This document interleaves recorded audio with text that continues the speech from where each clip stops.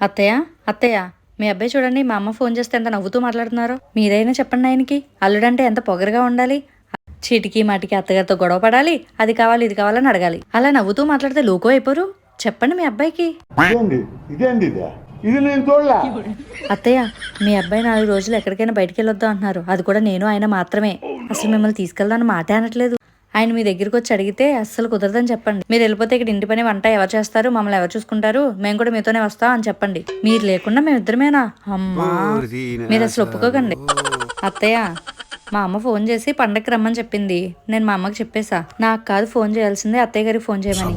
మీకు ఫోన్ చేసి నన్ను ఆయన్ని మిమ్మల్ని కూడా పిలిస్తేనే నేను వస్తానని చెప్పే పండగకి, లేకపోతే రానని చెప్పేశా. మీ పర్మిషన్ లేకుండా నేను వెళ్తానా చెప్పండి. మీకు ఫోన్ చేయమని చెప్పాను, చేస్తే మీరు కూడా గట్టిగా మాట్లాడండి. అత్తయ్య, నేను మళ్ళీ జాబ్లో జాయిన్ అవునా? అంటే ఇంట్లో పెద్దగా పని కూడా ఏమి ఉండట్లేదు కదా. ఆఫీస్కి వెళ్ళి కూర్చుంటే చాలు, శాలరీ ఇస్తారు. ఎందుకు జీతం ఇస్తుంటే వద్దనుకోవడం అని.